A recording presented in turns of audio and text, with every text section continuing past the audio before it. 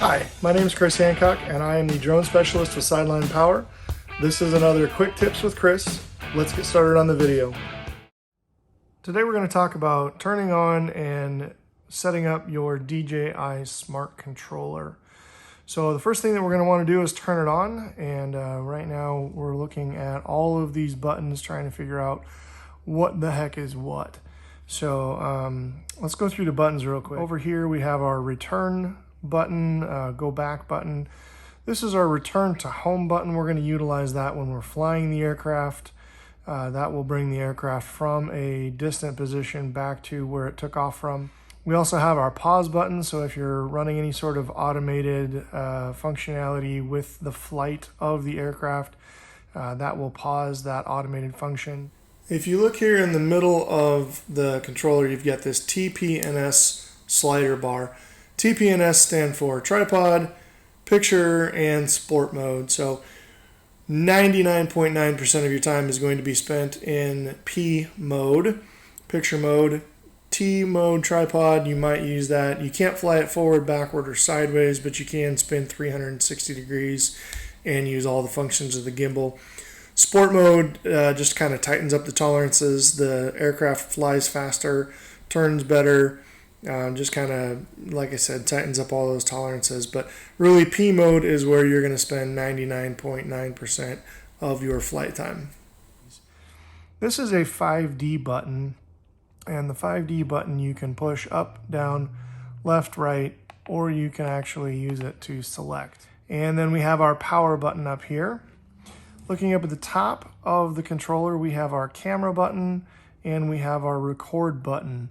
If you are in one or the other mode, these buttons will get you to the mode you want to be in on the first press, and then the second press, if it's not already in the mode, the second press will start recording or take the picture. If you're already in picture mode, first press will take the picture. If you're in video mode, first press will record the video. If you're in the other mode, like I said, first press will get you to the mode. Second press will start recording or take the picture. This roller bar up here, this is your zoom in, zoom out roller bar. This is your pan tilt roller bar. So I should actually just say tilt. It doesn't pan left and right. You do that with flying the drone. But this is your tilt bar, so you can raise or lower the picture that you're looking at on the gimbal. Going to the back here, we've got our antennas. Lift these up, and we have two more buttons. Here's our joysticks for flight control. We have two more buttons. This is C1 and C2. These are customizable buttons, and these buttons are customizable for not only flight control, but also using them with the smart controller itself. So first thing we're going to do is we're going to power on our DJI smart controller by pressing, letting go, and then pressing and holding the power button. So it'll look like this. Now, these three white lights up here indicate the battery level that you have, roughly 25% per light. The red light over here changes color depending on what's happening. If it's red, that means there's nothing connected to it. And then if it's green, it is connected to the aircraft itself. So looking at this, we have our welcome screen with home screen layout, a little bit of intro. We don't really need to do the intro. I'm going to go through all of this in the video, so we're going to go ahead and skip that. So when we look at the screen, we have our connect button down here. Now, if we press this connect button right now, it's going to want to try and connect to an aircraft. It's going to take us into DJI Go 4. It's going to ask us for account information. It's going to want to connect to an aircraft. It's going to do a whole bunch of stuff that we don't really want to do, or we're not really ready to do it right now. So we're just going to leave that there. We've got the picture button right here. If we touch this picture button, this takes us into our photos, our albums. We don't have anything yet because this is a brand new system, but this is where you're going to find any and all media that is stored on the smart controller itself. It does not access the media that is stored on the aircraft. It only accesses the media stored on the smart controller itself. So I'm going to go ahead and I'm going to hit my back button to get out of this. And then up here we have this little bar. This is our quick settings menu. So this is where we can turn on and off Wi-Fi, the the different contrasts that we can get for the picture on the screen itself. If we need something, we need those darker colors to pop a little bit more, or the lighter colors to pop a little bit more, depending on the sunlight that we have. Speaking of sunlight, we have our brightness control down here, so we can increase or decrease the brightness of the screen depending on where we are and what kind of light situation we have. Bluetooth turn on and off. Now this is an Android-based device. So as an Android-based device, you can connect Bluetooth to any device. But what I found from personal experience is that sharing files via Bluetooth only works from the DJI Smart Controller to another Android device. It does not work to share via Bluetooth to Apple devices. HDMI port. We have an HDMI port up here on the top. When you are running HDMI out to a separate monitor, let's say you want to do kind of a live video feed. Live video comes out at 1080p, up to 1080p. If you do static video, something that's previously recorded, that can come out up to 4K or, whatever it was recorded in, to be quite honest, but that'll come out of this HDMI port. We can turn that on and off right here. Linking is for the aircraft. Sharing is going to be for sharing media. And if your screen goes dark like this, just go ahead and press the power button once and it will light back up. Capture is for capturing anything on this screen. It will take a picture of everything on the screen. Record is a screen recording. Function button combination, we'll go into that here in just a second with this back button. Control stick calibration, that's actually for your aircraft joysticks. Recent apps, switching aircraft, select aircraft, I touched it, but we don't actually want to select aircraft because we don't have any aircraft hooked up right now. This is the apps menu, and when we touch this little button right here in the apps menu, that is going to show us all the different apps that are downloaded on this device right now. Now, like I said, this is an Android device, and being an Android device, you can actually connect to the Google Play Store and download additional apps to the smart controller, but we're going to go over that in a different video. We're not going to go over that right now.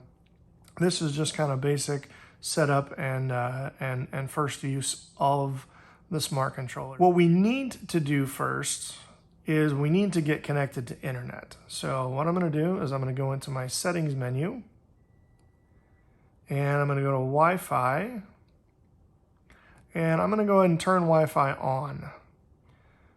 Now, sometimes it takes a couple seconds for the Wi-Fi to actually turn on. Sometimes you actually have to hit the button another time, like so. It took a couple seconds to turn it on. I see my Wi-Fi here, FlexTech 2.4. So I'm going to go ahead and connect. And I am now connected to my Wi-Fi, as I can see right here. I have that connection connected status on the Wi-Fi, as well as the Wi-Fi icon up here on the top right of the screen. So perfect, now I'm connected to Wi-Fi. Next thing I'm going to want to do is I'm going to want to make sure that the firmware on the smart controller is up to date. So I'm going to hit this back button. I'm going to go to the main settings menu, and I'm going to scroll down. As you scroll down, you can see all the different things that you can do. Adaptive brightness is currently off. You can turn that on. Apps installed, right? We talked about that. Android operation platform, so you can actually have other apps installed on this. Storage, internal storage, we've got 11.2 gigabytes of internal storage, but really what we're looking for is going down here and going to system updates. We're going to go check for new firmware. Update checked.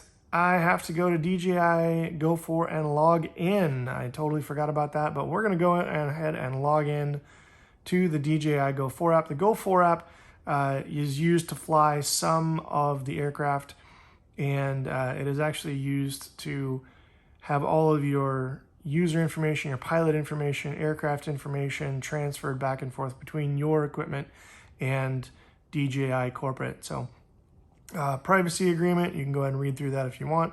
I agree. I always do the product improvement program because they do actually improve these products based off of real world scenarios. So I'm going to join product improvement project. Now, here's where you're going to either sign in or sign up for a DJI account. If you're new to DJI, you don't have a DJI account, go ahead and click sign up. If you already have a DJI account, go ahead and click sign in. All right, now that I have all of my login information in here, I'm gonna go ahead and sign in. Go to offline map page, download a map of your location for reference during flight. I've never used that. I really don't know what it is, so I just say do not show again.